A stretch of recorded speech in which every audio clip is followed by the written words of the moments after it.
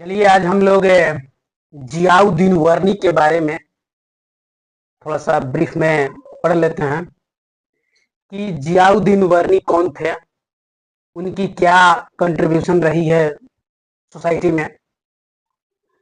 तो हम जानते हैं कि जियाउद्दीन वर्नी जो है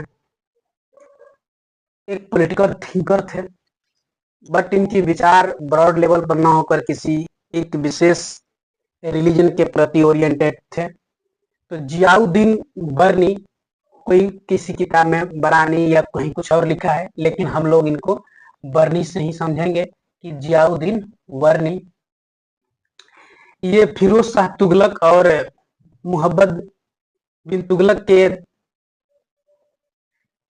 दरबार में यानी उनके साथ रहते थे और पॉलिटिकल थिंकर थे।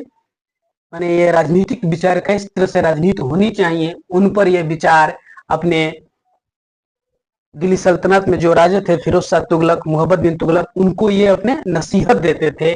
नसीहत के मतलब कि उनको एक तरह से सलाह देते थे कि किस तरह से राजनीतिक विचार अपने मन में अपने रूलर जो शासन पद्धति है उसमें लाकर किस तरह से संयोजित करके अपने दरबार, अपने शासन, अपने राज्य को चलाया जाए, इस पर वो विचार देते थे। तो उनको राजाओं के लिए कैसे क्या किया जाए उसी को देखते हुए फिरोज शाह पर उन्होंने एक पुस्तक लिखी, तारीख फिरोज शाही।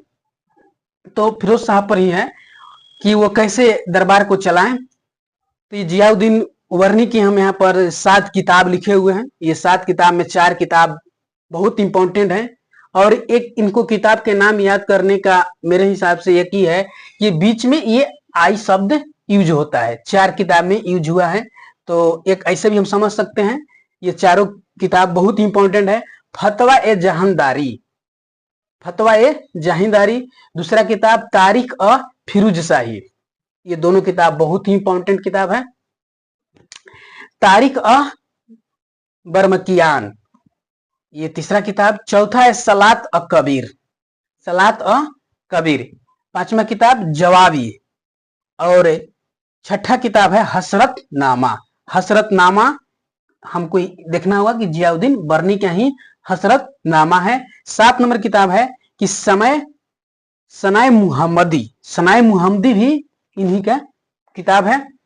तो ये किताब, ये 7 किताब इनका रहा। इनका एक तरह से हम जन्म देखे तो 1285 ईस्वी में इनका जन्म हुआ था और धीरे धीरे ये बहुत फिलोसफर, बड़े बड़े फिलोसफर और बहुत स्कॉलर्स, विद्वानों से उन्होंने अपने ज्ञान अर्जन किया। और ये दिल्ली सल्तनत में जो राजा थे फिरोज शाह तुगलक, उनके दरबार में उनके माने साथ रहकर पॉलिटिकल थिंकर थे। उन्होंने अपने विचार देते थे कि कैसे अपने सिस्टम को, शासन पद्धति जो है उसको अच्छा से अच्छा बनाकर चलाए जा सकते थे।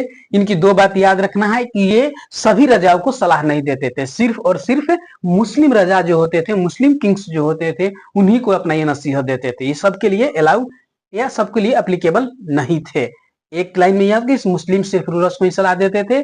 दूसरी बात की वो ये 4 किताब इंपॉर्टेंट है, चारों क्रम वाइज। फतवा जहांदारी, तारीख फिरोज शाही, तारीख बर्मकियान और सलात कबीर।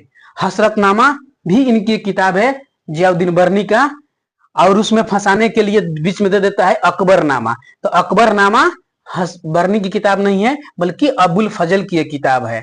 और अपने तरफ से हम 2 जोड़ दिए हैं, बाबरनामा, तो ये बाबर की किताब है। ये अकबरनामा ए से अकबर और ए से अबुल फजल, इसे याद करना है। बाबरनामा बी से बाबर, बी से बाबरनामा।